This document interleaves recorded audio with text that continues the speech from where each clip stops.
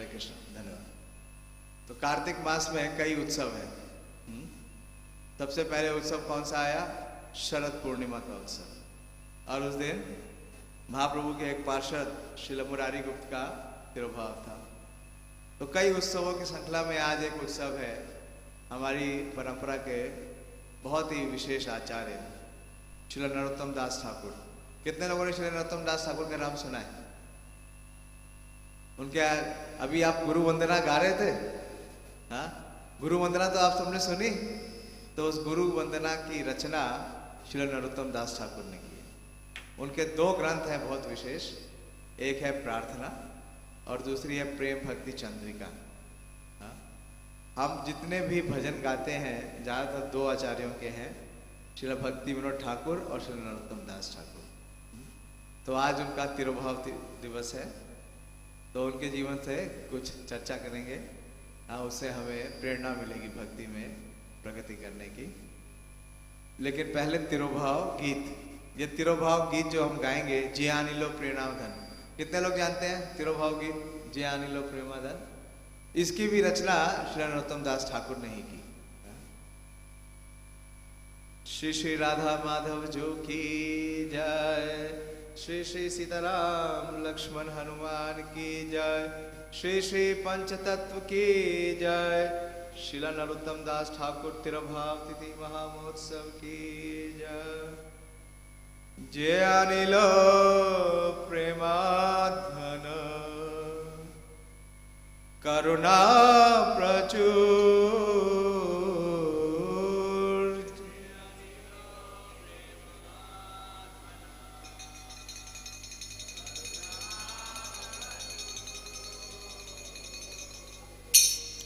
हे ना प्रभु कोथा गेला आचार्य ठाकुर,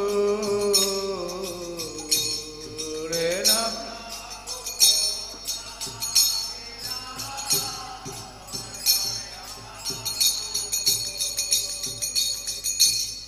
कामरा स्वरूप रूप कहाँ सनातन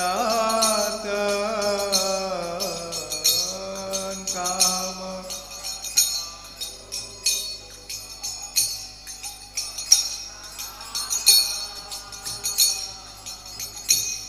कहाँ दास रघुनाथ पतित पावन, कहाँ दास रघुनाथ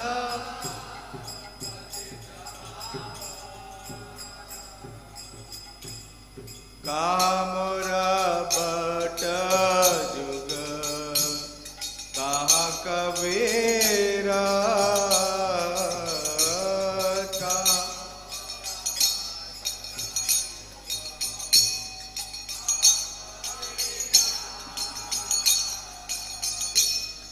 एक काले कोथा गेला गौर नटराज, एक काले कोथा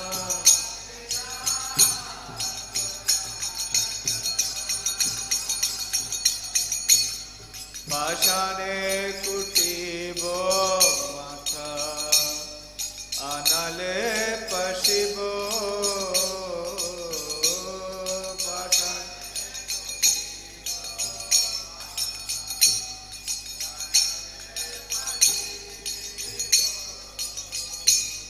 गौरांग गुणिरानिधि कोथा गेले पाबो, गौरांग गुणिरानिधि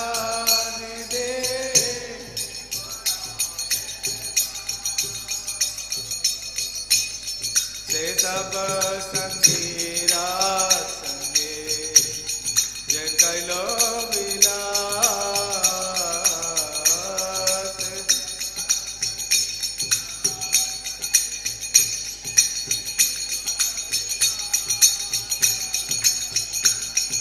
संग न पया कांदे नरोत्तम दास,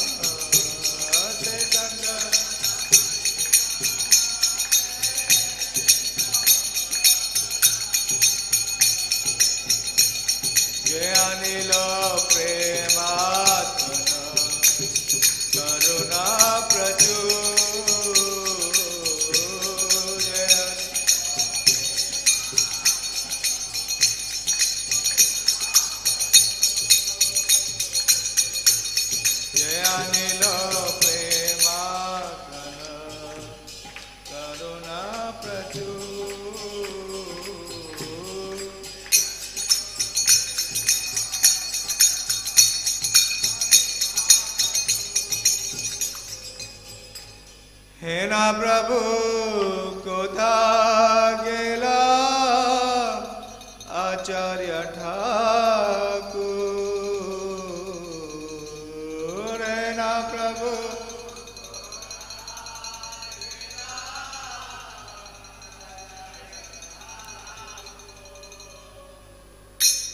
जय ओम विष्णुपाद परमहंस परिवाजकाचार्य अष्टोत्तर षट श्रीमद कृष्ण कृपा श्री मूर्ति अभय चरणारविंद भक्ति वेदांत स्वामी शिल प्रभुपाद की जय।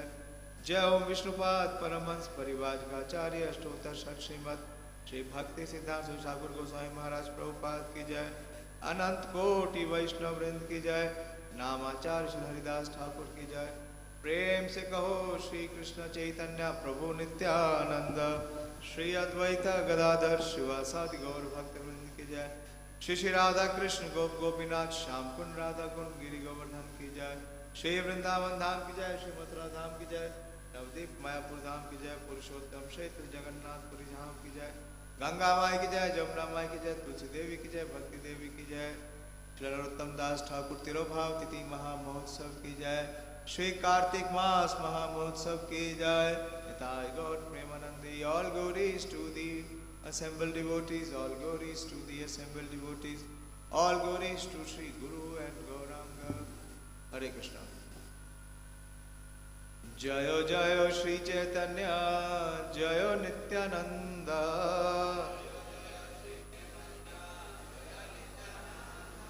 Jaya Advaita Chandra Jaya Gaura Bhakta Vrinda Jayo Jayo Sri Chaitanya Jayo Nityananda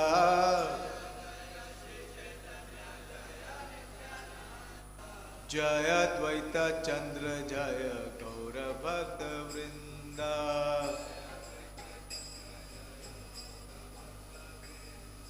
Jayo Jayo Sri Chaitanya Jayo Nityananda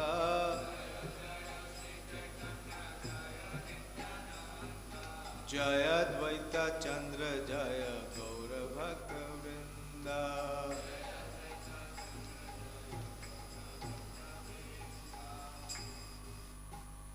Shri Narottam Das Thakur का एक प्रणाम मंत्र है जो भक्ति रत्नाकर में आता है। मैं उसी से शुरू करूंगा, आप दोहरा सकते हैं। अकुमार ब्रह्मचारी सर्वतीर्थदर्शी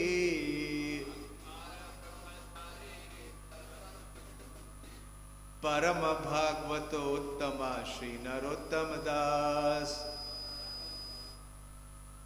परम भागवतोत्तमा श्रील नरोत्तम दास। एक बार और। अकुमार ब्रह्मचारी सर्वतीर्थदर्शी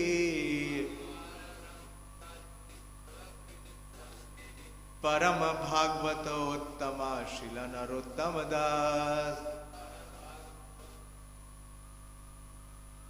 श्री नरोत्तम दास ठाकुर पूरे जीवन भर ब्रह्मचारी रहे और सर्वतीर्थदर्शी, उन्होंने सभी तीर्थों का दर्शन किया।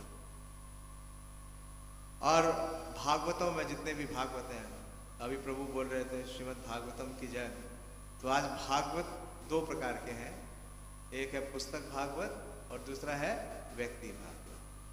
प्रभुपाद जी लिखते हैं कि जब तक आप व्यक्ति भागवत के संपर्क में नहीं आते या उनसे संबंध नहीं बनाते तब तक आप पुस्तक भागवत को नहीं जान सकते। भागवते पढ़ो गया भागवत स्थाने। तो ऐसे भागवतों में जितने भी भागवत हैं उन भागवतों में वो क्या है, उत्तमा है श्री नरोत्तम दास ठाकुर। तो इनके जीवन चरित्र का बहुत विस्तार है, एक क्लास में इनका पूरा जीवन चरित्र का वर्णन करना संभव नहीं है, लेकिन जितना संभव होगा मैं प्रयास करूंगा।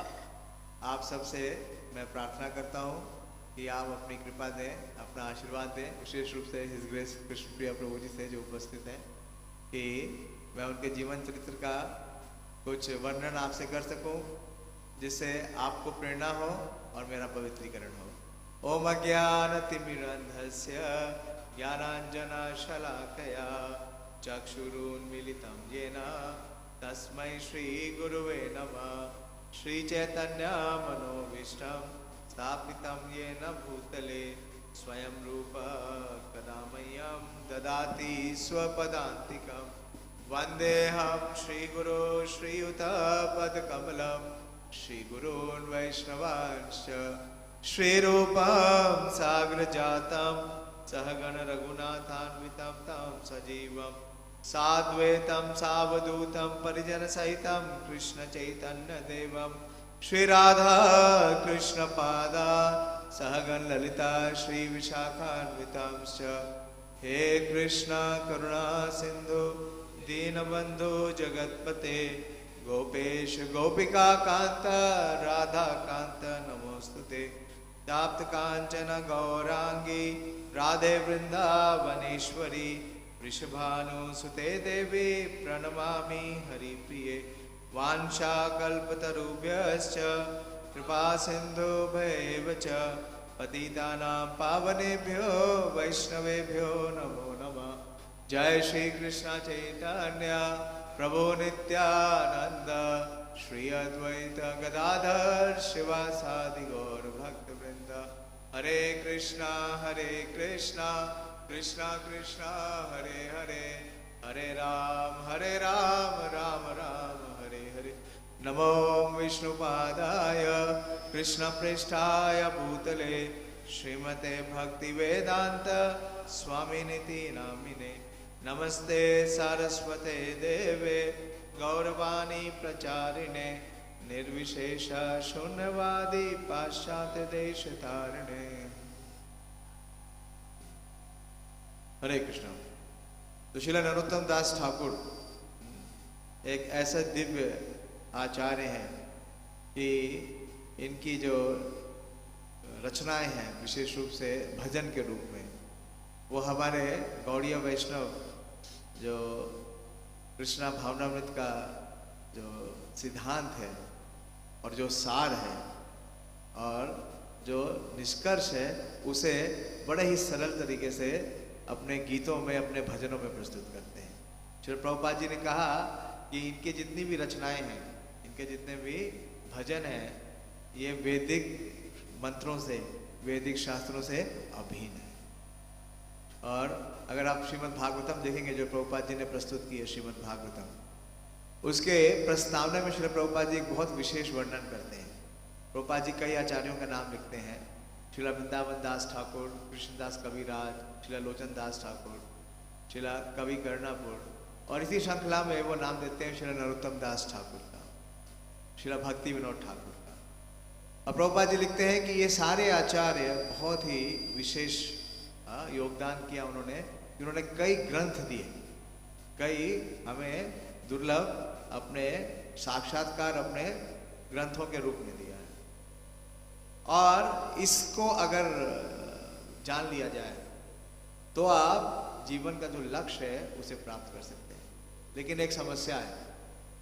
समस्या क्या है कि इन आचार्यों ने जो ये ग्रंथ और अपना जो साक्षात्कार प्रस्तुत किया है वो दो भाषाओं में है। दिल्ली वासी शायद दोनों भाषाएं नहीं जानते। पहला तो संस्कृत, हम में से कितने लोग संस्कृत आती है? मुझे तो नहीं आती। और दूसरा बंगाली, बंगला में वो भी नहीं आती। ऐसे अभी हमने ये गीत गाया ना बंगाली में था, जे अनिलो प्रेमाधर। तो प्रभुपाद जी एक बार यमुना माता जी को बोल रहे थे लंदन में कि इन आचार्यों के गीत इतने सशक्त हैं कि अगर आपको भाषा नहीं भी आती, नहीं भी कुछ समझ में आता, तो लेकिन केवल इनकी जो शब्द ध्वनि है ये आपके कर्ण से आपके हृदय में जाएगी।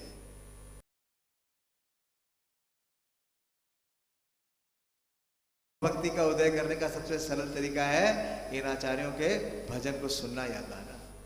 फिर प्रभुपाद जी ने एक उदाहरण भी दिया। प्रभुपाद जी ने कहा कि जब बहुत काले बादल घेर लेते हैं, घनघोर एकदम अंधकार होता है, तो कुछ दिखता है? कुछ नहीं दिखता है।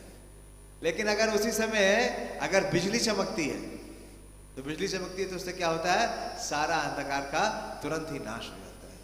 तो इसी प्रकार से कलयुग के अंदर हर जीव के हृदय में गहन अंधकार है। भोग की वासनाओं की इतनी प्रचुर उसकी इच्छाएं हैं। लेकिन उन सब के ऊपर जो जैसे बिजली का प्रभाव होता है, सारे बादलों को एक तरफ छाड़ देती है, उसी प्रकार से श्री नरोत्तम दास ठाकुर और श्री भक्ति विनोद ठाकुर के भजन है। तो बहुत ही दिव्य इनका महत्वपूर्ण योगदान है। हम जो भक्ति कर पा रहे हैं, उस भक्ति के जो नवदा भक्ति के अंग है श्रवण और कीर्तन, उसमें सबसे महत्वपूर्ण योगदानों में से योगदान करने वाले हैं श्रीला नरोत्तम दास ठाकुर।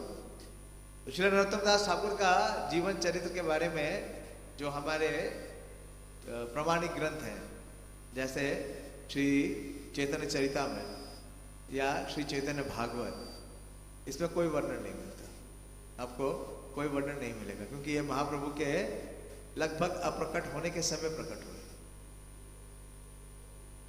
इसका वर्णन मिलता है आपको भक्ति रत्नाकर में, प्रेम विलास में और नरोत्तम विलास में। लेकिन समस्या यही है कि ये पुस्तकें किसमें है? बंगाली में, तो हम ज्यादा विवरण जान नहीं पाते हैं। लेकिन कृपा करके प्रभुपाद जी की एक शिष्या है शीतला देवी माता जी, उन्होंने बड़ा ही विस्तार से श्री नरोत्तम दास ठाकुर के जीवन चरित्र को अंग्रेजी में प्रस्तुत किया है, कई सालों का शोध करके। तो वहीं से मैं आपको कुछ प्रस्तुत करने का प्रयास करूंगा। तो श्री नरोत्तम दास ठाकुर का जन्म बहुत ही विशेष है। उनका जन्म दिवस ऐसा है कि आप कभी भूल नहीं सकते। कारण क्या है कि उनका प्राकट का समय वही है जो महाप्रभु का अप्राकट का समय। महाप्रभु का अप्राकट कब हुआ? कौन सा सन था? अरे महाप्रभु का, हम अगर इस्कॉन में गौड़िया वैष्णव है तो ये तिथि हमें जरूर याद होनी चाहिए, महाप्रभु के प्राकट्य का भी और अप्राकट का समय। हाँ हाँ, फागुन था, ठीक है, लेकिन सन कौन सा था? सन नहीं पता। महाप्रभु कितने साल रहे? 48 साल। और उनका आविर्भाव कब हुआ? बर्थ ईयर क्या है महाप्रभु का? हाँ, प्रभु जी को तो खैर पता ही है। आप कुर्सी ले लीजिए, प्रभु जी बैठ जाइए। 1486 में 48 जोड़ दो, कितना हुआ? 1534। तो लगभग 1534 में उनका आविर्भाव होता है। और उनका जो आविर्भाव है वो है माघ पूर्णिमा। माघ पूर्णिमा देखिए, बिल्कुल महाप्रभु के आविर्भाव के पास ही। लेकिन जिस समय महाप्रभु का अप्रकट होता है, इनका प्राकट्य होता है। और इनके अप्रकट होने से पूर्व ही महाप्रभु ने इनके प्रकट होने की भविष्यवाणी कर दी। जब महाप्रभु ने संन्यास लिया, महाप्रभु संन्यास लेने के पश्चात जाना चाहते थे वृंदावन। महाप्रभु ने जब पहला अटेम्प्ट किया वृंदावन जाने के लिए, तो वो कहां पहुंच गए? वृंदावन गए? नहीं जा पाए। कहां पहुंचे? शांतिपुर। उनको नित्यानंद प्रभु ने इस प्रकार से भ्रमित कर दिया कि वो पहुंच गए शांतिपुर। और शांतिपुर में एक समझौता हो गया। वहां पे सची माता आ गई और उन्होंने कहा कि आप वृंदावन मत जाओ, अब कहाँ जाओ? यहीं पास में रहो। तो जगन्नाथपुरी चले गए। महाप्रभु ने अपना सन्यास का हेडक्वार्टर कहाँ बनाया? श्री जगन्नाथपुरी। और फिर जगन्नाथपुरी पहुंच के महाप्रभु ने पहले 2 वर्षों तक क्या किया?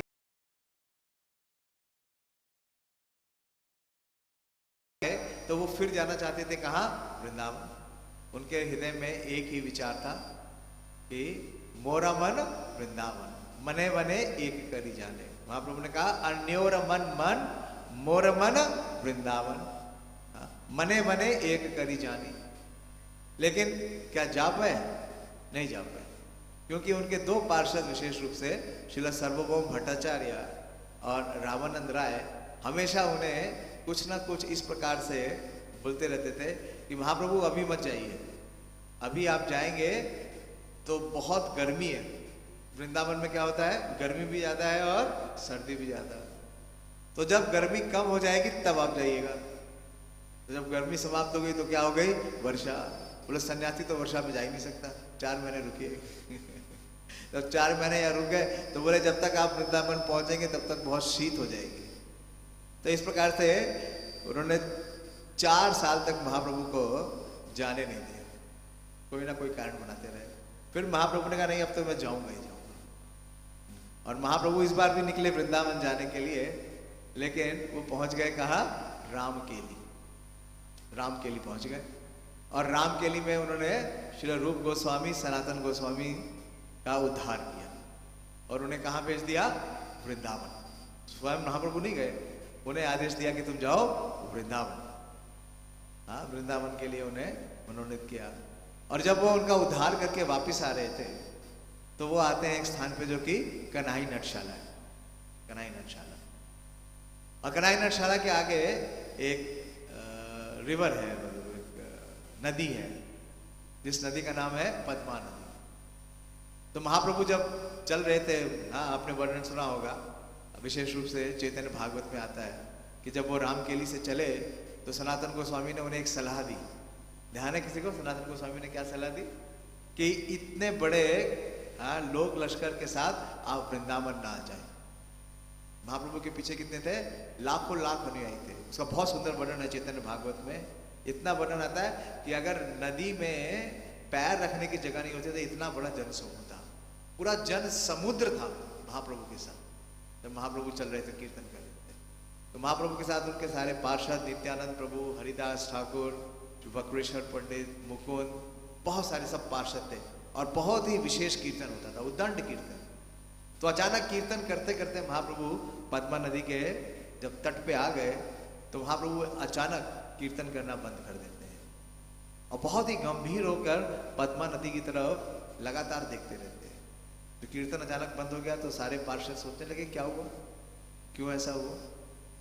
और जब सब बिल्कुल शांत हो गए तो महाप्रभु ने बहुत जोर से एक ध्वनि की, एक नाम पुकारा। नाम क्या था? नरोत्तम, नरोत्तम, नरोत्तम। तो जब इतना जोर जोर से हुंकार करने लगे, नरोत्तम का नाम लेने लगे, तो नित्यानंद प्रभु बड़े विस्मित हुए। नित्यानंद प्रभु देखते हैं कि नरोत्तम का नाम भी ले रहे हैं महाप्रभु और उनकी जो बाहरी अचेत अवस्था है उससे वो मूर्छित हो रहे हैं। तो दौड़ के जाते हैं नित्यानंद प्रभु, महाप्रभु का आलिंगन करते हैं और उन्हें संभालते हैं और बोलते हैं कि महाप्रभु ये नरोत्तम कौन है? आपके जितने भी संगीगण हैं, पार्षद हैं, उसमें से कोई भी नरोत्तम नहीं है। और आप स्वयं कौन है? पुरुषोत्तम है। तो ये नरोत्तम कौन है? तो महाप्रभु बोलते हैं कि श्रीपाद, आप तो जानते हैं कि मेरे आने का प्रयोजन क्या है, कि कृष्ण नाम संकीर्तनम। तो जब आप और मैं इस धराधाम में नहीं रहेंगे, जब हम अप्रकट हो जाएंगे, तो हमारा जो संकीर्तन आंदोलन है इसका प्रवर्तन कौन करेगा? तो इसका प्रवर्तन करने के लिए मैं किसका आह्वान कर रहा हूं? नरोत्तम का। कि भविष्य में नरोत्तम आएंगे और जो मेरा प्रेम नाम संकीर्तन है उसे पूरे विश्व में फैलाएंगे। और ये कहकर के महाप्रभु अच्युत हो जाते। तो इतना विशेष है। अब देखिए, महाप्रभु के आने से पूर्व उनके पार्षद महाप्रभु के आविर्भाव का वेट कर रहे थे। श्री अद्वैताचार्य उन्हें बार बार बुला रहे थे, पुकार रहे थे। श्रीवास पंडित और उनके सारे भ्रातागण, हरिदास ठाकुर, सब लोग किसका प्रतीक्षा कर रहे थे? कि महाप्रभु का कब आविर्भाव होगा।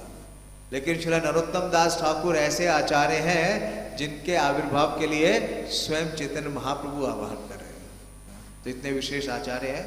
तो जैसे मैंने बताया, इनका प्राकट्य का जो सन है वो 1534 ही है और माघ पूर्णिमा में इनका प्राकट होता है। और इनका प्राकट बहुत ही विशेष परिवार में हुआ। इनके जो पिता थे वो पूर्व बंगाल में एक स्थान है जिसे कहते हैं खेतुरी। आप में से कोई गया खेतुरी? रोज आप गए? अभी नहीं गए। तो खेतुरी ग्राम है जो कि अब बांग्लादेश में है। और वहाँ पे इनके जो पिता थे राजा कृष्णानंद दत्त, वो खेतरी ग्राम के बहुत बड़े ग्राम के, बहुत बड़े भूखंड के एक राज्य समझिए, उसके जमींदार थे। तो पहले जो जमींदार होते थे, जमीन का जिनके पास मालिकाना हक होता था, वही राजा होते थे। तो वो एक राजा की तरह थे। और उनका एक छोटा भाई था जिसका नाम था पुरुषोत्तम दत्त। और इन दो भाइयों के बीच में नरोत्तम पहले संतान थे। तो बहुत ही लाड से, प्यार से, दुलार से इनका पालन होता है। और ये बालक अवस्था से ही, जन्म से ही बहुत विलक्षण थे। ये बाकी बालकों की तरह नहीं थे, सामान्य बालकों की तरह नहीं थे। इनका मन खेलने में और उत्पाद करने में नहीं था, ईश्वर से बहुत गंभीर थे। और इनकी एक विशेष रुचि थी, इनकी विशेष रुचि थी चैतन्य महाप्रभु की लीलाओं का श्रवण करना। जो इनका सबसे फेवरेट प्ले था। तो खेतुरी ग्राम से ऐसा था कि बहुत से तीर्थयात्री जाते थे जगन्नाथपुरी दर्शन करने के लिए, भगवान जगन्नाथ की रथ यात्रा के लिए। तो इनके जो पिता थे राजा कृष्णानंद दत्त बड़े ही पुण्यवान थे, धर्मात्मा थे। तो वो क्या करते थे कि बड़े बड़े शिविर लगाते थे, ताकि जो भी तीर्थयात्री आए खेतुरी होकर के जब वो जगन्नाथपुरी जाए तो उन्हें रहने की और प्रसाद की अच्छी व्यवस्था हो। आपने देखा है जितने ये जाते हैं कावड़िया लोग जाते हैं ना, तो उनके लिए अलग अलग जगह शिविर लगे हुए होते हैं। उनके रहने की, उनके खाने की, हर चीज़ की व्यवस्था होती है। ये सरकार करती है, अब तो यूपी सरकार करती है, बाकी स्थानों पे मुझे पता नहीं करती है, नहीं करती नहीं तो लोग प्राइवेट लोग करते हैं। तो उस समय राजा कृष्णानंद दत्त ने ये अरेंजमेंट किया हुआ था। तो एक बार जगन्नाथपुरी जाने में एक विशेष संत आए जिनका नाम था कृष्णदास। और ये कृष्णदास चैतन्य महाप्रभु के अनन्य भक्त थे। श्री राधा माधव ललिता विशाखा जो की जय, श्री श्री पंचतत्व की जय, श्री श्री सीताराम लक्ष्मण हनुमान की जय।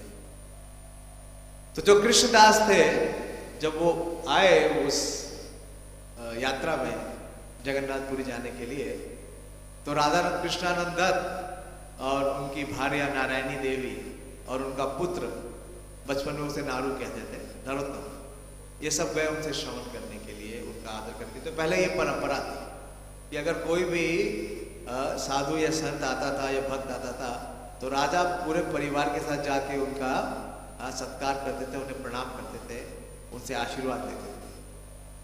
और तो कृष्णदास थे, उन्होंने चैतन्य महाप्रभु की लीलाओं का वर्णन करना शुरू किया। तो शाम हो गई, लेट हो गया, तो राजा और रानी तो बोलने लगे कि चलो अब हम महल में चलें। लेकिन जो बालक नारू था वो बोला कि नहीं, मुझे श्रवण करना है, मुझे जाना नहीं है।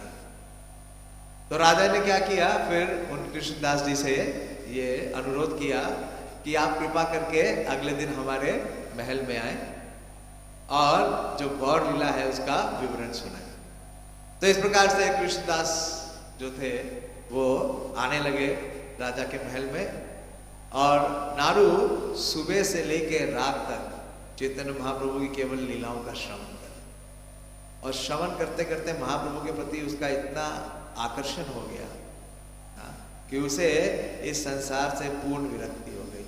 श्रुतवा गुणान भुवन सुंदर षण्वताप्ते, निर्विश्य कर्ण विवरे हरतो अंगतापम, रूपम दृशम दृश्यमिताम अखिलार्थ लाभम, त्वयि में अच्युत अभिष्ट पन्नम पद्मपम में।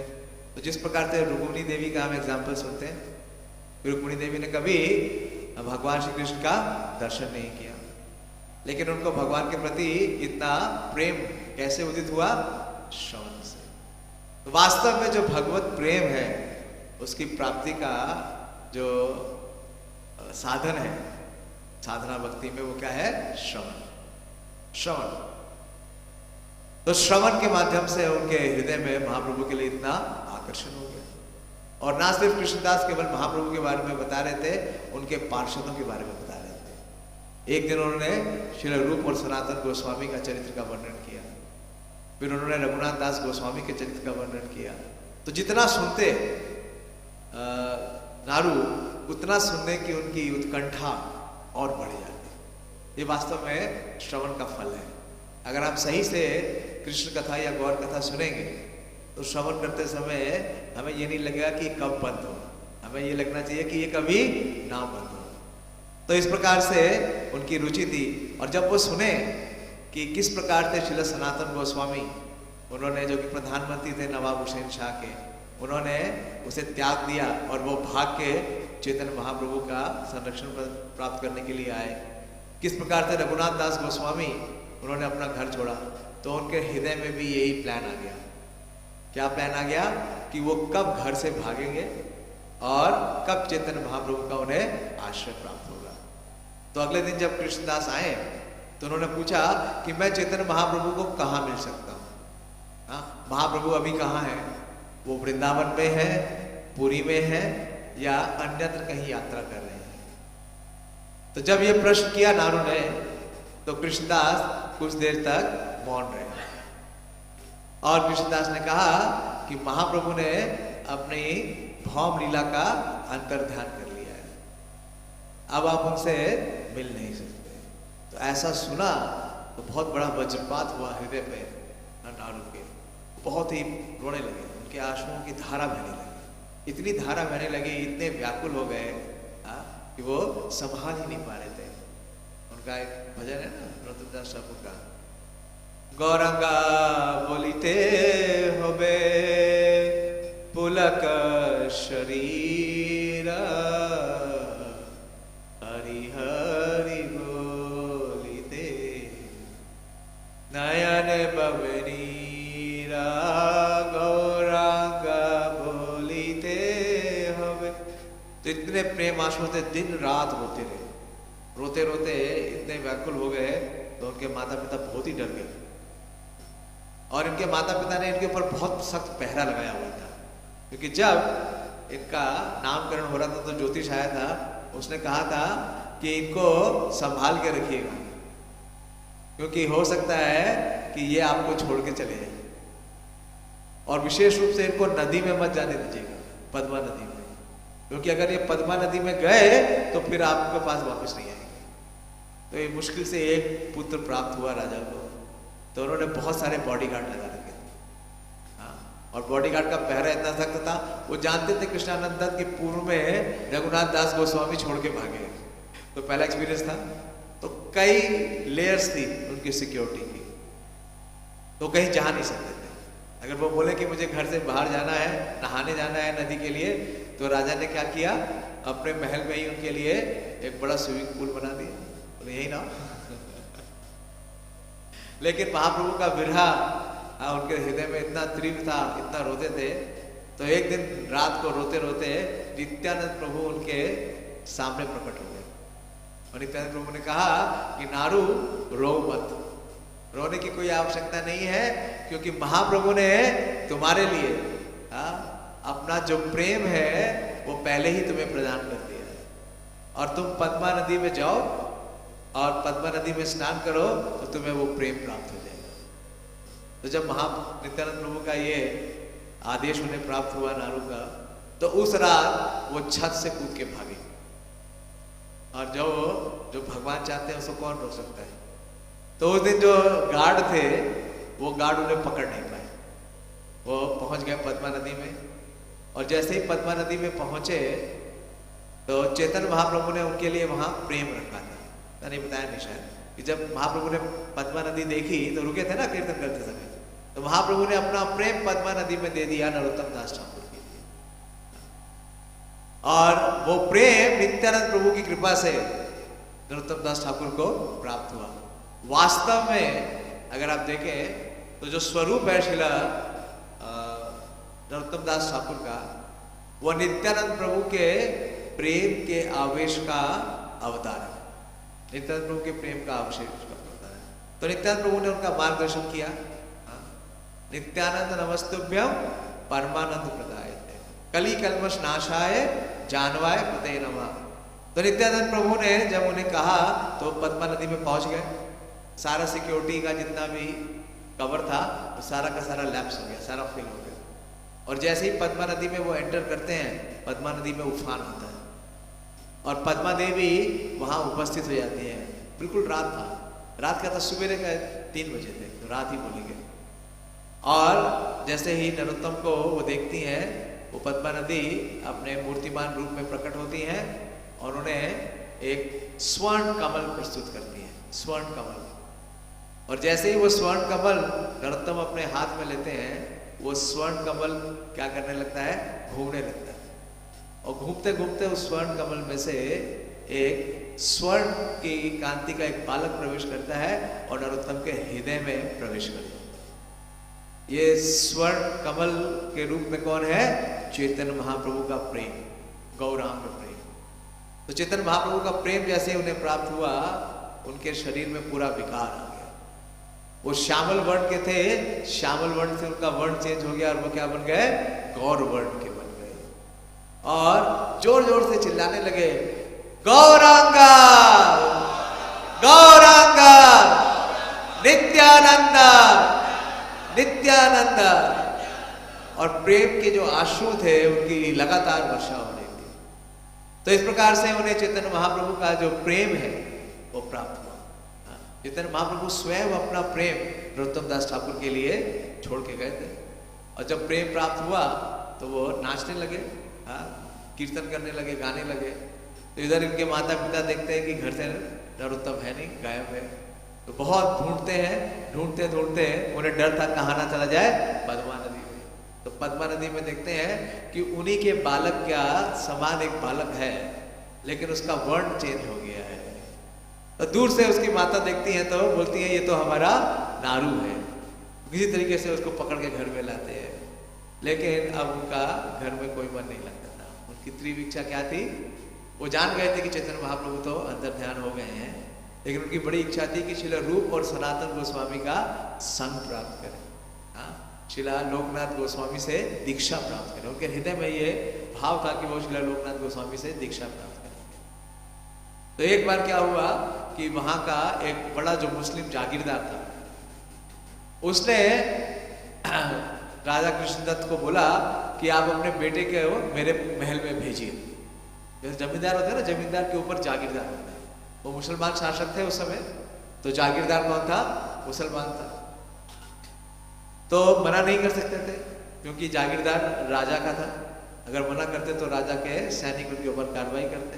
तो ना चाहते हुए भी उन्होंने, राजा कृष्णदत्त ने अपने पुत्र नरोत्तम को भेजा उस जागीरदार मुसलमान के पास, क्योंकि उसने कहा कि मैंने आपके पुत्र की बड़ी ही विशेष योग्यताएं सुनी है और वो बहुत ही विलक्षण है, तो मैं उनसे मिलना चाहता हूँ।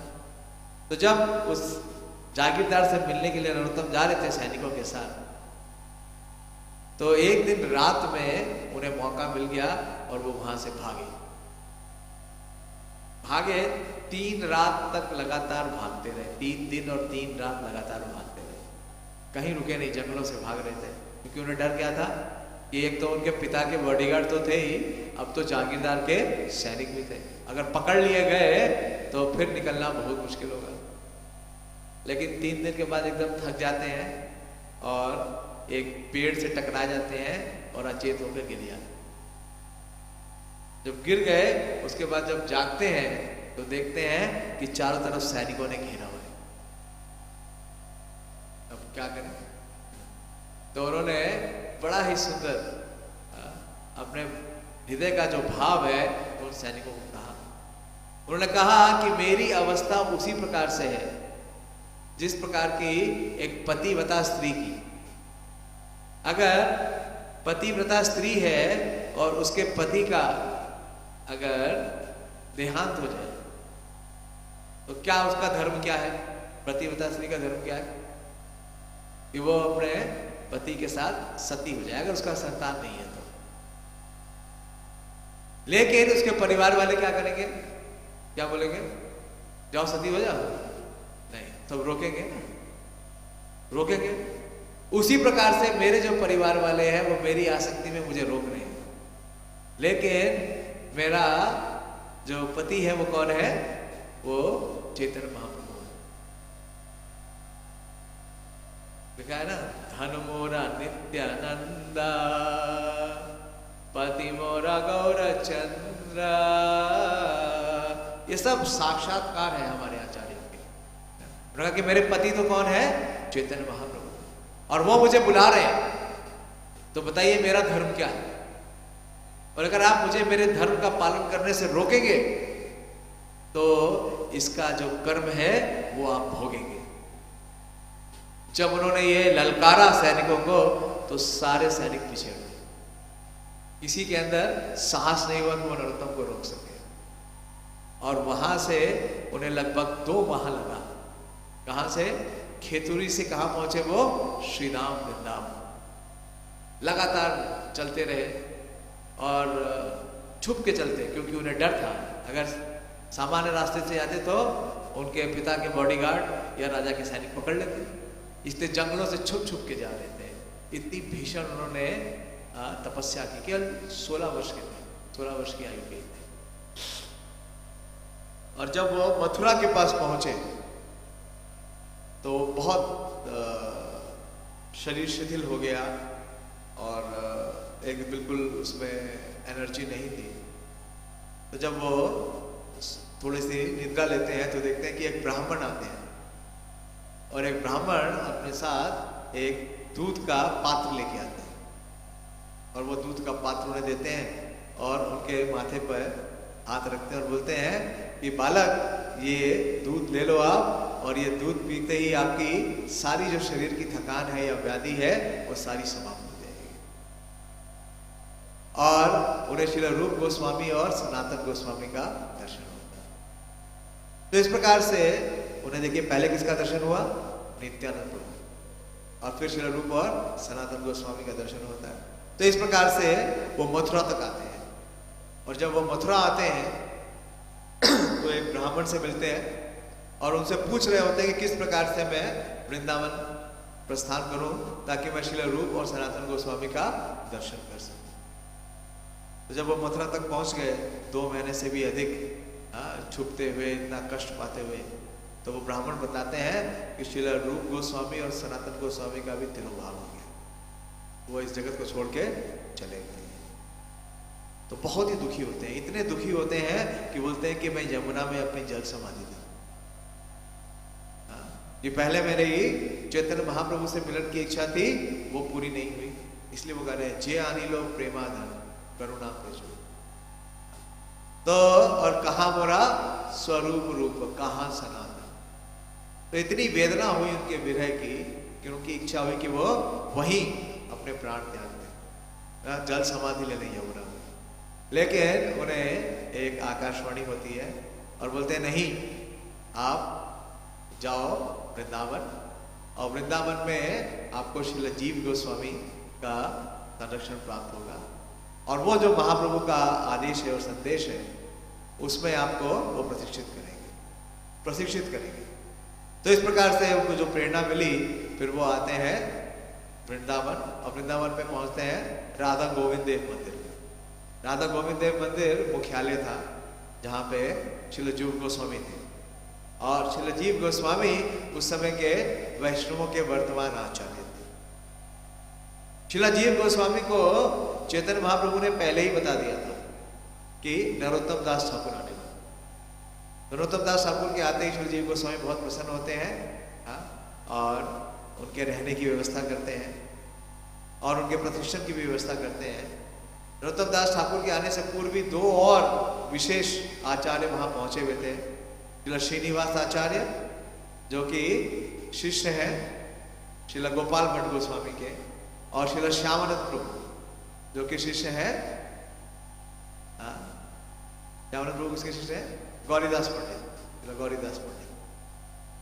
तो इस प्रकार से इन तीनों का वो प्रशिक्षण करते हैं, उनसे अध्ययन कराते हैं श्रीमद् भागवतम का, और विशेष रूप से जो 6 गोस्वामी हैं, श्रील रूप गोस्वामी और सनातन गोस्वामी, उनके ग्रंथों के ऊपर इन्हें विशेष प्रशिक्षित करते हैं। लेकिन नरोत्तम दास ठाकुर के हृदय में एक इच्छा और थी। क्या इच्छा थी? वो बहुत प्रेरित थे श्री लोकनाथ गोस्वामी से, और वो श्री लोकनाथ गोस्वामी से दीक्षा लेना चाहते थे। तो उन्होंने अपने हृदय की बात श्री जीव गोस्वामी को एक दिन अनुरोध किया, और श्री जीव गोस्वामी उन्हें लोकनाथ गोस्वामी के पास लेके जाए। तो देखिए जो ये समय है, ये है लगभग 1560। 34 में 16 जोड़ेंगे तो कितना होगा? 50, 55, 60।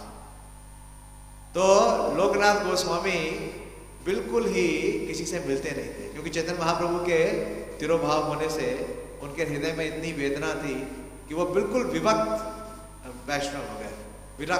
विरक्त तो थे ही और विभक्त भी हो गए।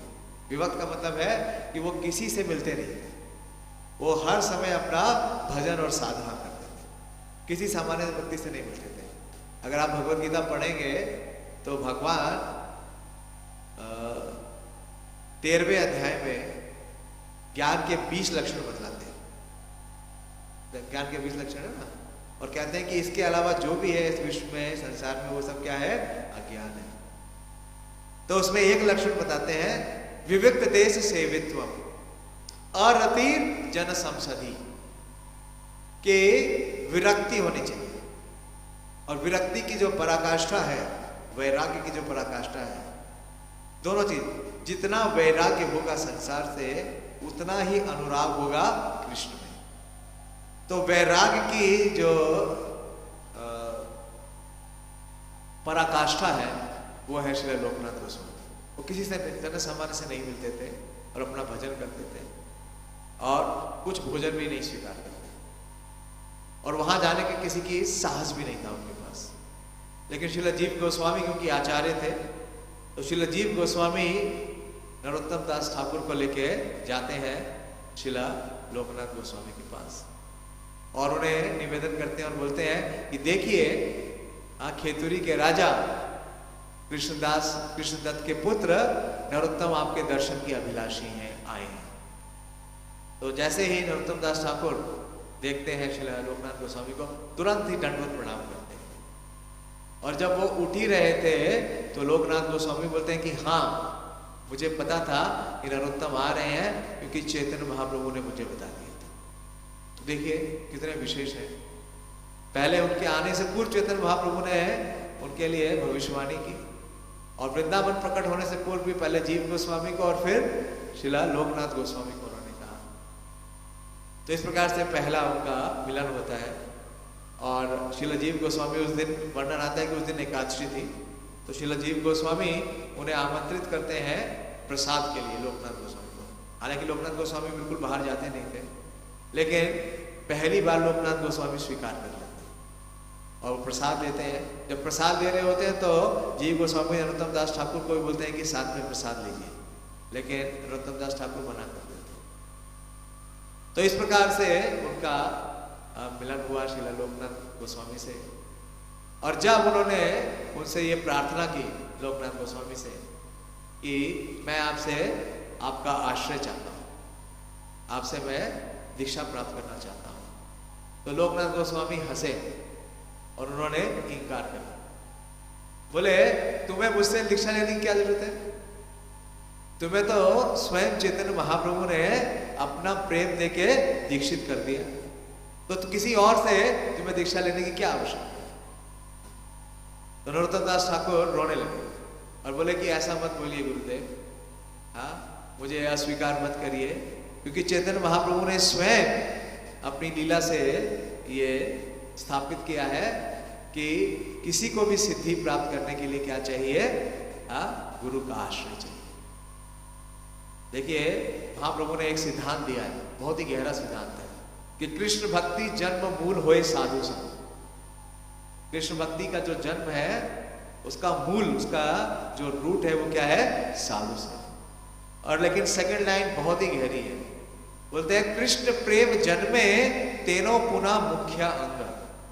कि अगर आपके हृदय में कृष्ण प्रेम जन्म भी ले लिया है ना, आपका उदय हो गया है कृष्ण प्रेम, तब भी भक्ति का जो मूल अंग क्या है?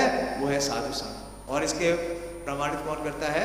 नरोत्तम दास ठाकुर। उन्हें कृष्ण प्रेम प्राप्त हुआ, उन्हें चैतन्य महाप्रभु ने आविर्भाव के पहले ही कृष्ण प्रेम दे दिया, लेकिन उसके बाद भी एक प्रामाणिक गुरु का आश्रय प्राप्त करना कितना आवश्यक है।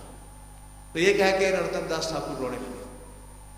और जब देखा लोकनाथ गोस्वामी ने कि ये बालक तो बहुत ही विशेष है और इसके अंदर जो दृढ़ता है वो असामान्य है और इसकी भक्ति भी बहुत विशेष है, तो उन्होंने कहा कि पहले आप हरि नाम में रुचि करो। ऐसा नहीं स्वीकार कर लिया, स्वीकार नहीं किया, बोले कि कम से कम 1 साल तक आप हरि नाम में रुचि करो और बहुत सावधानी पूर्वक दर्द करो। किसको बोल रहे हैं? नरोत्तम दास ठाकुर को, जिनको कृष्ण प्रेम प्राप्त है, उनको क्या बोल रहे हैं? हरिनाम करो। और हरिनाम करते थे तो एक प्रसंग आता है, मोहन रूप बताते हैं, कहीं मैंने उन्हीं से सुना है कि एक बार हरिनाम कर रहे थे लोकनाथ गोस्वामी भी और नरोत्तम दास ठाकुर।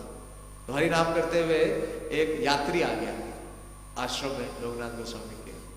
वो लोकनाथ गोस्वामी के पास गए और उनसे जल की याचना की, लेकिन लोकनाथ गोस्वामी अपनी लीला में थे, लीला में प्रवेश कर चुके थे, उन्होंने कोई उत्तर नहीं दिया। फिर वो व्यक्ति कहाँ आता है? नरोत्तम दास ठाकुर के पास, और उनसे जल मांगते हैं। नरोत्तम दास ठाकुर उठ के उन्हें जल दे देते हैं। जब वो चले जाते हैं तो लोकनाथ गोस्वामी उन्हें बुलाकर डांटते हैं, बोले इसका मतलब है तुम ध्यान पूर्वक जप नहीं कर रहे थे, तुम अपना जप नहीं सुन रहे थे, तभी तो तुमको उस यात्री की आवाज सुनाई दे रही थी।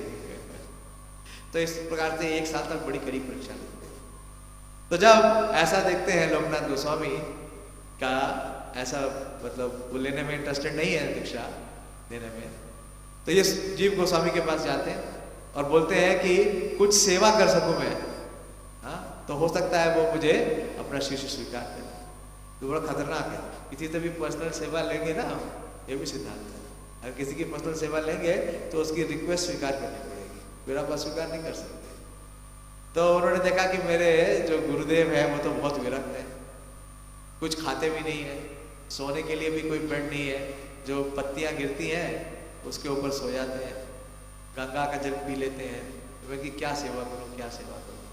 फिर उनको ये स्मरण हुआ कि सवेरे शौच के लिए गुरुदेव जाते हैं।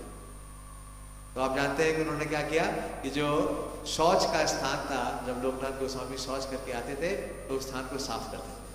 आज की तरह बाथरूम नहीं बने हुए थे, वो कहाँ जाते थे? फील्ड में जाते थे और उस स्थान को साफ करते, हाँ उसका मार्जन करते, वहाँ पे छान के अच्छी मिट्टी रखते ताकि शौच करने के बाद लोकनाथ गोस्वामी हाथ धो सकें, और वहाँ पानी रखते। तो ऐसा कई दिनों तक हुआ। तो लोकनाथ गोस्वामी को बड़ा विस्मय हुआ कि ये कौन कर रहा है और क्यों कर रहे हैं। तो एक दिन शौच करने के बाद वो लौटे नहीं, वहीं झाड़ी में छुप गए। उन्होंने देखा कि ये कौन कार्य कौन कर रहा है? कृष्णदत्त, राजा कृष्णदत्त का पुत्र नरोत्तम ऐसा कार्य कर रहा है। तो ये देख करके पहले तो उन्होंने नरोत्तम दास ठाकुर को क्रोध दिखाया, बोले कि तुम मेरी सारी तपस्या भंग करना चाहते हो। लेकिन उनके हृदय में बहुत करुणा हुई कि कितना विशेष भगवान का भक्त है और कितना इसके हृदय में सेवा की भावना है। तो फिर उन्होंने उन्हें स्वीकार कर लिया और कहा कि मैं तुम्हें दीक्षा दूंगा। उनका दीक्षा हुआ श्रावण पूर्णिमा। घर छोड़ा था उन्होंने कार्तिक पूर्णिमा में। उनका जन्म कब था? जब जन्म कब था? माघ पूर्णिमा में। माघ पूर्णिमा में उनका जन्म था। कार्तिक पूर्णिमा में उन्होंने वो घर छोड़ा था, वो भागे थे। और श्रावण पूर्णिमा में लोकनाथ गोस्वामी ने उनको दीक्षा दी और एक साथ दोनों दीक्षा दी, हरिनाम भी दिया और गायत्री मंत्र भी दिया। और उसके साथ उन्होंने उन्हें कई आदेश भी दिए, बहुत विशेष हैं जो आदेश दिए लोकनाथ गोस्वामी ने।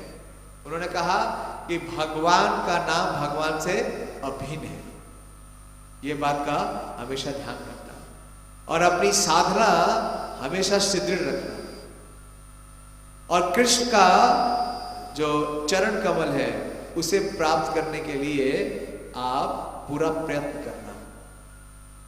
और भक्ति में जो अपराध है, विशेष रूप से जो वैष्णवों के प्रति अपराध है, उससे हमेशा सचेत रहना। और जितने भी लोग हैं उनकी हमेशा सहायता करना ताकि उन्हें श्री चैतन्य महाप्रभु का चरण कमल प्राप्त हो सके। तो इस प्रकार से उनकी दीक्षा होती है। कई बार वापस जाना पड़ा और यह भी वर्णन आता है कि जितनी बार वापस भेजते थे लोकनाथ गोस्वामी, चैतन्य महाप्रभु स्वयं लोकनाथ गोस्वामी के स्वप्न में आते थे और कहते थे कि नरोत्तम इतनी दूर से तुम्हारे पास आया है, तुम इसे स्वीकार करो। इतने विरक्त थे लोकनाथ गोस्वामी कि उन्होंने प्रण लिया हुआ था कि किसी को अपना शिष्य स्वीकार नहीं करें। लेकिन नरोत्तम दास ठाकुर की दृढ़ता के और उनकी गुरु भक्ति तो देख करके लोकनाथ गोस्वामी ने अपना निर्णय चेंज कर दिया। तो वास्तव में देखिए तो गुरु भक्ति का जो आदर्श है वो हमारे आचार्य प्रस्तुत करते हैं। हम श्रील प्रभुपाद जी के जीवन से देखते हैं कि उन्होंने भक्ति सिद्धांत शिव ठाकुर का जो आदेश था उसका पालन करने के लिए इतना बड़ा रिस्क लिया पूरे लाइफ का। इतनी वृद्धावस्था में वो अमेरिका जाते हैं प्रचार करने के लिए, और गुरु की प्रसन्नता के लिए, गुरु की कृपा प्राप्त करने के लिए राजा के पुत्र होकर के भी नरोत्तम दास ठाकुर उनकी इतनी विशेष रूप से इतनी निम्न तो नहीं कही जाएगी सेवा तो सर्वोच्च है, किसी भी स्तर तक जाकर के अपने गुरु की सेवा की और गुरु का आशीर्वाद प्राप्त किया। नरोत्तम श्रीला लोकनाथ गोस्वामी ने केवल एक ही शिष्य स्वीकार किया, वो थे श्री नरोत्तम दास ठाकुर। और नरोत्तम दास ठाकुर ऐसे आचार्य हैं कि उन्होंने पूरे विश्व में जो हरि नाम है उसका विस्तार किया। थोड़ा ही समय बचा 5 मिनट में। तो जब उनका दीक्षा हो गया उसके बाद उन्हें भेजा गया बंगाल, और बंगाल में जब भेजा गया तो ये इनको खेतुरी स्थान दिया गया।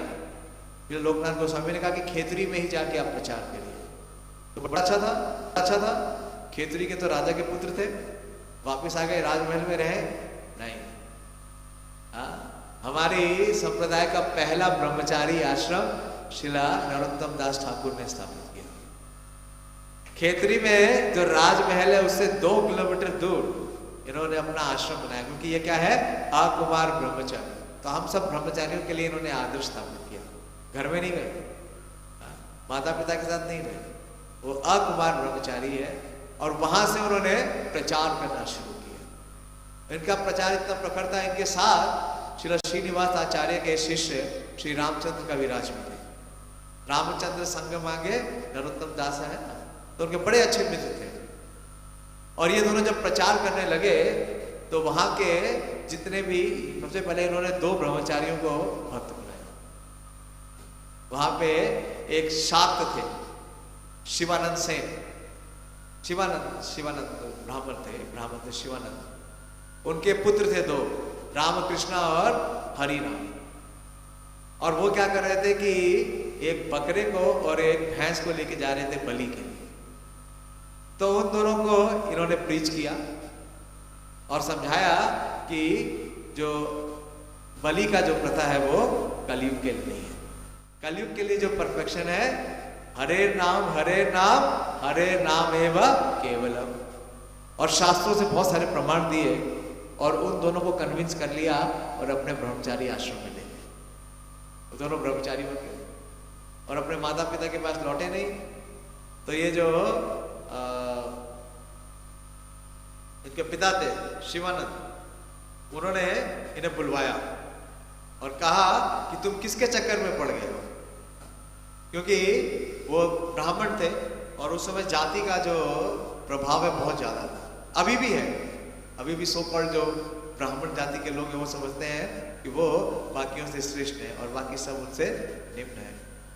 तो उन्होंने डांटा और कहा कि तुमने किसे अपना गुरु बनाया, हाँ, जो कि एक ब्राह्मण नहीं है। वो कायस्थ परिवार से थे नरोत्तम दास ठाकुर। बोले कि ये तो शूद्र है, तो शूद्र को एक ब्राह्मण कैसे गुरु स्वीकार कर सकता है, ये तो शास्त्रों के बिल्कुल विरोध है। लेकिन क्योंकि उन दोनों को ब्रह्मचारी ट्रेनिंग मिली थी, उन्होंने शास्त्रों से इतने प्रमाण दिए कि अपने पिता को निरस्त कर दिया। बताया कि किस प्रकार से वैष्णव एक ब्राह्मण से कहीं श्रेष्ठ है।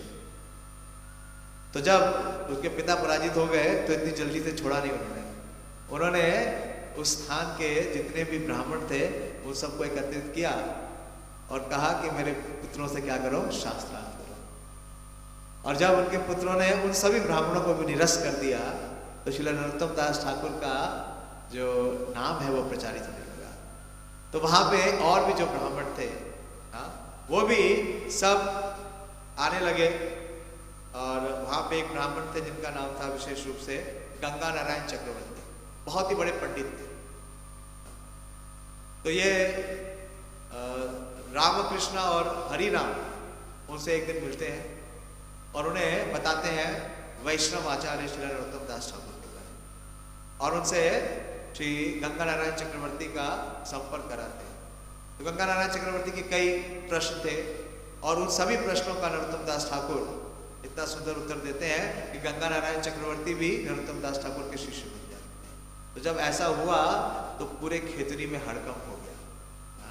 एक बहुत विस्मित होने वाली स्थिति हो गई, क्योंकि सारे जितने ब्राह्मण थे वहां के वो सारे डर गए। उनको लगा कि नरोत्तम दास ठाकुर आ गए हैं, अब तो ये ही सबसे ऊंचे ब्राह्मण और वैष्णव है, तो हमारा क्या होगा? हमारी जो बिजनेस है, हमारी जो दुकानें हैं, वो तो सब बंद कर देंगे ये।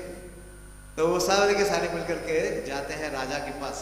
वहां के राजा थे नरसिम्हा, राजा नरसिम्हा, और उनसे कहते हैं कि अधर्म हो रहा है, आपका सारा राज तबाह हो जाएगा, नाश हो जाएगा, क्योंकि यहाँ पे एक शूद्र ब्राह्मणों को दीक्षा दे रहे, तो इसे आप रोकिए और उसे इस देश से बाहर निकालिए, वरना आपका सारा राज समाप्त। तो जब ऐसा विरोध सुना, हालांकि राजा जानते थे कि नरोत्तम दास ठाकुर बहुत ही महान भक्त, लेकिन इस दबाव में उन्हें स्वीकार करना पड़ा। उन्होंने कहा ठीक है, अगर आप इतना बोलते हैं तो हम उनके साथ चल के क्या करेंगे, शास्त्रार्थ।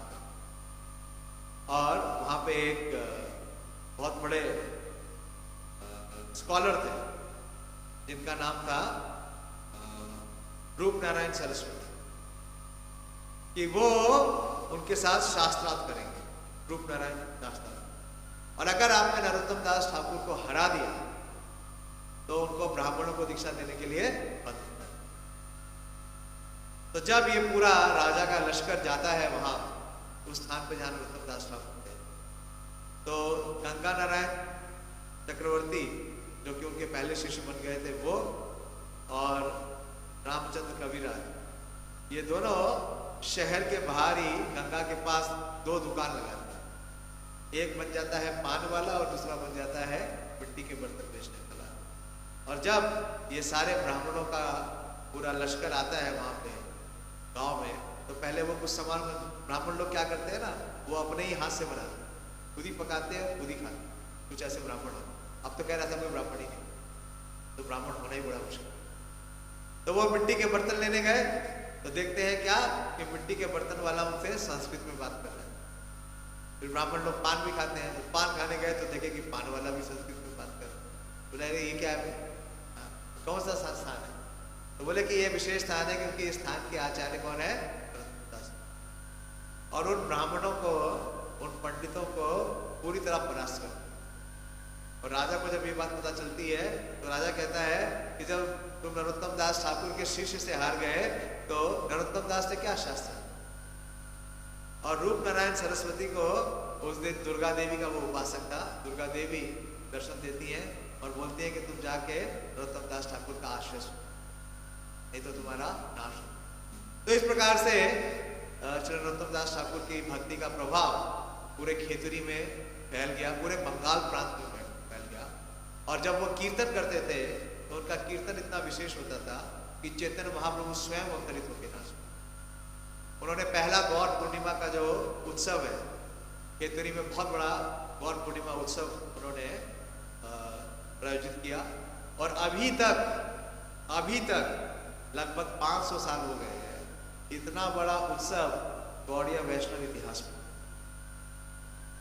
उस उत्सव में बंगाल, उड़ीसा और वृंदावन के जितने वैष्णव हैं जो उस समय उपस्थित थे, सारे के सारे समय उन्होंने बड़े बड़े मंडप बनाए, और उन मंडपों में उनका आतिथ्य किया। और जो पहला गौर पूर्णिमा फेस्टिवल था उसका जो अध्यक्षता थी वो स्वयं जानवा देवी ने की, जो कि नित्यानंद प्रभु की भार्या है। और जिस शैली में श्री नरोत्तम दास ठाकुर इतना मधुर गाते थे, उनका कीर्तन इतना मधुर था कि चैतन्य महाप्रभु स्वयं उपस्थित, और उन्होंने एक नई शैली दी कीर्तन। उनकी जो कीर्तन की शैली है उसका नाम है घरान हटी। तीनों आचार्यों ने नई कीर्तन की शैली दी। श्रीनिवास आचार्य ने दी मनोहर शाही, और नरोत्तम दास ठाकुर ने दी घरान हटी, और श्यामानंद प्रभु ने दी रहने थे। और कीर्तन जब वो करने लगे चैतन्य महाप्रभु का आह्वान करने के लिए, तो चैतन्य महाप्रभु, नित्यानंद प्रभु, अद्वैत आचार्य, गदाधर पंडित, सारे के सारे वहां प्रकट होकर के नृत्य कर। और इन्होंने वहां पे उस पहले गौर पूर्णिमा उत्सव में भगवान के विग्रहों की स्थापना की। एक दो विग्रह स्थापित नहीं किया। तो यहाँ आप देख रहे हैं 3 ऑल्टर है, 3 बड़े बड़े ऑल्टर है। इन्होंने 6 विग्रहों की स्थापना, एक साथ 6 विग्रह। राधा वल्लभ कांता, राधा ब्रजमोहन, श्री कृष्णा, राधा कांता, राधा रमन, और विशेष रूप से 2 विग्रह भगवान चैतन्य महाप्रभु का विग्रह गौरांग और लक्ष्मी प्रिय विग्रह। तो जो गौरांग विग्रह है जितनी बार भी बनता इनको पसंद नहीं आता। तो गौरांग विग्रह उन्हें प्राप्त हुआ, वहां पे एक ब्राह्मण थे विप्रदास, गोपालपुर पास में था, और उसका बहुत बड़ा अनाज का भंडार था। लेकिन उस अनाज के भंडार में कोई जाता नहीं था, क्योंकि एक जंगली सांप जो भी जाता डस लेता। तो चैतन्य महाप्रभु ने स्वप्न दिया नरोत्तम दास ठाकुर को कि तुम वहां जाओ और मुझे प्राप्त कर लो। तो इस प्रकार से चैतन्य महाप्रभु का विग्रह स्वयं प्रकट हुआ नरोत्तम दास ठाकुर के लिए, और अभी भी ये विग्रह सेवित है, पूजित है। अगर आप गंभीरा जाएंगे तो इस प्रकार से जो इनका जीवन है बहुत ही विशेष है। इन्होंने चैतन्य महाप्रभु की जो उपासना है उसको स्थापित किया, और महाप्रभु की उपासना की सबसे बड़ी पद्धति क्या है? हरिनाम संकीर्तन। महाप्रभु की उपासना का जो प्रमाणिक विधि है वो क्या है? नाम संकीर्तन। तो नामाचार्य तो शिला हरिदास ठाकुर है, लेकिन कीर्तन के आचार्य कौन है? शिला नरोत्तम दास। और इन्होंने 2 ग्रंथ दिए विशेष रूप से, प्रार्थना और प्रेम भक्ति चंद्रिका।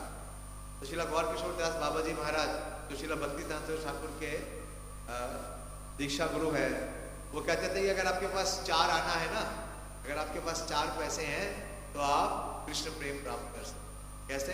क्योंकि आप ये 2 पुस्तक खरीद सकते और इन पुस्तकों के द्वारा आप प्रेम प्राप्त। तो आज के दिन कार्तिक के दिन उनका तिरोभाव है, और उनके तिरोभाव में भी बहुत विशेष मिला है कि जब इन्हें पता चला कि इनके मित्र श्रीनिवास आचार्य वो का तिरोभाव हो गया है, रामचंद्र कविराज का तिरोभाव हो गया, तो इतना सेपरेशन हुआ, इतनी वेदना हुई कि इन्होंने भी अपने गुरु की तरह क्या कर लिया? एकांतवास। तो किसी से वो मिल नहीं रहे थे, और इन्होंने विशेष रूप से गंगा नारायण चक्रवर्ती जो इनके शिष्य थे उनको कहा कि तुम मुझे कहाँ ले चलो?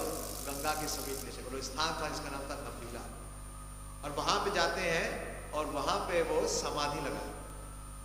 तो 3 दिनों तक समाधि। तो जब वो 3 दिनों तक समाधि में थे गंगा के किनारे, तो वहां के जो स्मार्ट ब्राह्मण थे वो लोग अभी भी तिरस्कार थे। वो गंगा नारायण चक्रवर्ती को बुला के बोलते हैं, देखा तुम्हारे गुरु का क्या हाल हुआ? वो तो कुछ कर ही नहीं पा रहे। ब्राह्मणों को दीक्षा देने का यही हश्र, तो उसका तिरस्कार करते हैं। तो गंगा नारायण चक्रवर्ती जाके अपने गुरु से अनुरोध करते हैं कि गुरुदेव आप वापिस आइए, आप वापिस आइए, क्योंकि ये जो ब्राह्मण है ये इतना बड़ा अपराध करता है, और इस अपराध से वो कहाँ जाएंगे? नरक में।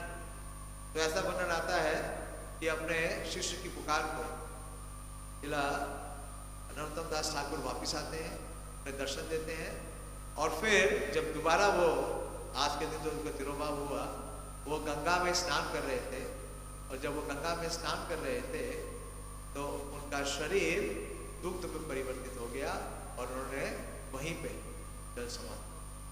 तो इस प्रकार से उनकी विशेष, अभी तक हमने किस प्रकार की समाधि सुनी है?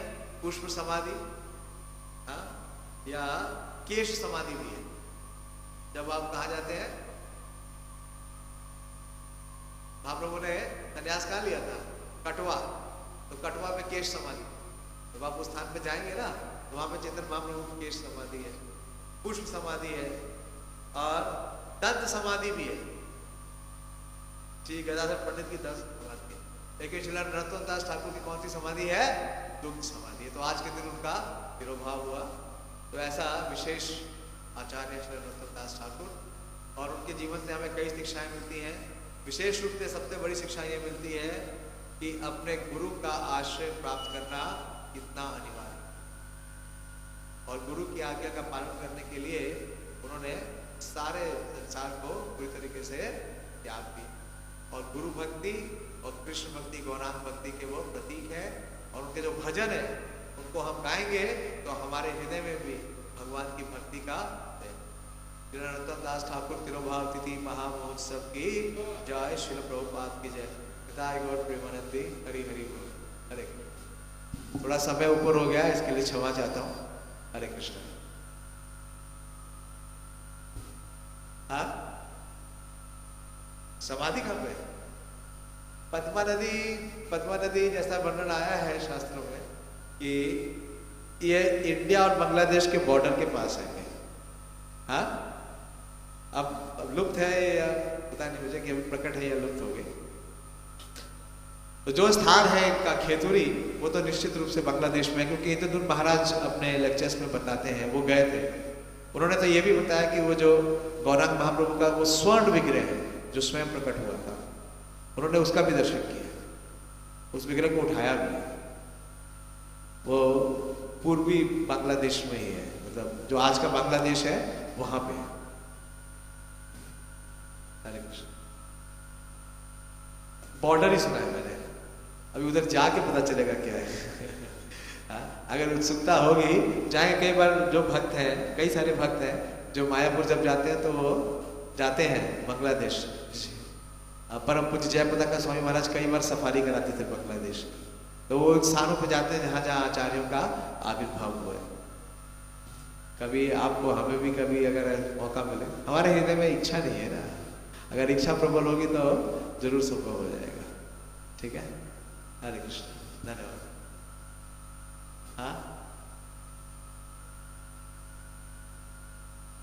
इतना प्रभु कैसे प्रकट हुए, हाँ, इसके बारे में जरा विचार करना पड़ेगा। अभी मुझे स्मरण वो, हाँ, बांका राय जो उनका विग्रह है ना, जहां पे नित्यानंद प्रभु का आविर्भाव हुआ है, पास में ही है ना उस स्थान, मायापुर से। तो वहां पे जो विग्रह है बांका राय, हाँ, उस विग्रह में समावेश हुए थे। हरे कृष्ण।